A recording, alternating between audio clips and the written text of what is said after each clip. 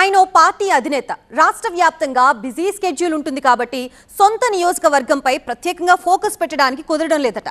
ఈ కారణంగా స్థానిక జనం కాస్త నారాజులో ఉన్నట్లు ప్రచారం జరుగుతోంది. దీంతో రంగంలోకి దిగిన ఓ ఎంపీ అధినేత లేని లోటుని పూడ్చే పనిలో పుల్లుగా నిమగ్నమై ఉన్నారట. పార్లమెంటు సభ్యుడి కంటే ఎమ్మెల్యే అన్నట్లుగానే యాక్టివ్ పాలిటిక్స్ లో బిజీ అయిపోయారట. నియోజకవర్గ రూపురేఖల్ని మార్చేందుకు కంకణం కట్టుకున్నారట. ఇంతకీ ఆయన ఎవరు, ఏంటా కదా?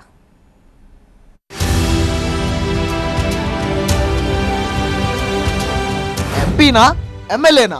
పిఠాపురంలో ఉదయ్ హడావిడిపై చర్చ. అధినేత హామీలను ఆయన నెరవేరుస్తున్నారా? బాస్ నుంచి కితాబు దక్కిందా?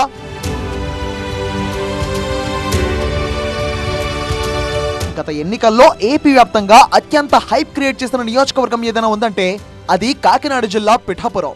ఇక్కడి నుంచి జనసేన అధినేత పవన్ కళ్యాణ్ పోటీ చేయడమే దానికి ప్రధాన కారణంగా చెప్పొచ్చు. అలా ఆయన పోటీపై ప్రకటన చేసింది మొదలు ఆ క్రేజ్ అంతకంతకు పెరుగుతూ పోయిందంతే.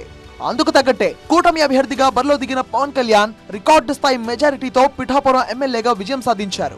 గతంలో ఎవ్వరూ సాధించలేని విధంగా 100% స్ట్రైక్ రేట్ పార్టీగా జనసేన రాజకీయ చరిత్రలో తనకంటూ ఓ ప్రత్యేక పేజీని లిఖించుకుంది.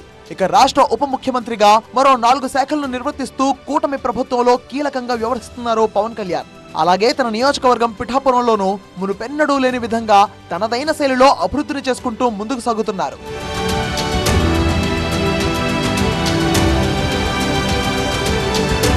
రాష్ట్ర రాజకీయాల్లోనే కాదు, దేశ రాజకీయాల్లో కూడా పవన్ కళ్యాణ్ క్రియాశీలకంగా వ్యవహరిస్తుండటంతో తన సొంత నియోజకవర్గమైన పిఠాపురంలో ఎక్కువ సమయం కేటాయించలేకపోతున్నారట. అందుకే ఎన్నికల్లో పిఠాపురం మండల ఇన్ఛార్జ్ గా పనిచేస్తున్న మర్రెడ్డి శ్రీనివాస్ కు నియోజకవర్గ ఇన్ఛార్జ్ బాధ్యతలు అప్పగించి ప్రజలకు అందుబాటులో ఉండాలని సూచించారు. అయితే ఆ ప్లాన్ కాస్త రివర్స్ అయింది. అప్పటి నుంచి పిఠాపురం నియోజకవర్గ నాయకుల్లో అసంతృప్తి రాజుకోవడంతో ఫుల్ ఫోకస్ పెట్టిన పవన్ కళ్యాణ్ సుమారు 1.5 సంవత్సరం తర్వాత కాకినాడ ఎంపీ తంగళ్ల ఉదయ్ శ్రీనివాస్ ఆధ్వర్యంలో 5 సభ్యుల కమిటీని ఏర్పాటు చేశారు. నిజానికి ఎన్నికలకు 10 నెలల ముందు వరకు ఇక్కడ జనసేన ఇన్ఛార్జ్ గా ఉదయ్ శ్రీనివాసే ఉన్నారు. అప్పటి వరకు అసంతృప్తిగా ఉన్న నాయకులందరినీ ఏకతాటిపైకి తీసుకువచ్చి పార్టీ కార్యకర్తల్లో నూతనోత్తేజాన్ని నింపారు. అంతేకాదు ఆ తర్వాత ఇక్కడి నుంచి పవన్ పోటీ చేయాలని నిర్ణయించుకున్నప్పుడు కూడా స్వయంగా ఆయనే తప్పుకొని అధినేత గెలుపు కోసం బలంగా పనిచేశారనే పేరుంది. అందుకే ఉదయ్ శ్రీనివాస్ పేరును ప్రతి వారాహి సభలోనూ ప్రత్యేకంగా ప్రస్తావించేవారు పవన్ కళ్యాణ్.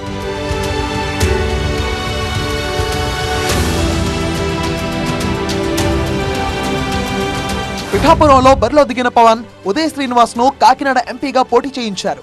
అయితే అధినేత అంచనా తప్పకుండా ఎన్నికల్లో విజయం సాధించిన ఉదయ్ శ్రీనివాస్ ఇప్పుడు అధినేత కోసం మరోసారి పిఠాపురంపై దృష్టి పెట్టారు. ఎన్నికలకు ముందు పిఠాపురం నాయకుల్లో కనిపించిన అసంతృప్తి ప్రస్తుతం కొన్ని చోట్ల రిపీట్ అవుతుండటంతో అధినేత నియమించిన కమిటీతో కలిసి పనిచేస్తున్నారు.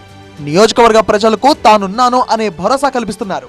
అధినేత పవన్ కళ్యాణ్ పుట్టినరోజు సందర్భంగా ఇటీవలే ప్రత్యేక కార్యక్రమాలతో కార్యకర్తల్లో జోష్ నింపే ప్రయత్నం చేశారు.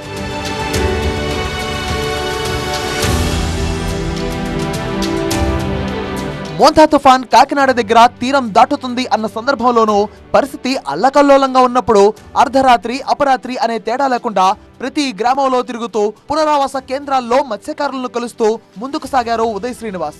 గతంలో పిఠాపురంలో పనిచేస్తున్న అనుభవంతో కాకినాడ ఎంపీగా వేగవంతమైన నిర్ణయాలు తీసుకుంటున్న ఉదయ్ శ్రీనివాస్ పిఠాపురం మాజీ ఎమ్మెల్యే పెండం దొరబాబుతో కలిసి ప్రతి కార్యక్రమంలోనూ ఉత్సాహంగా పాల్గొంటున్నారు. రానున్న స్థానిక సంస్థల ఎన్నికలకు దొరబాబు సూచనలతో వ్యూహాన్ని సిద్ధం చేశారట ఈ ఎంపీ.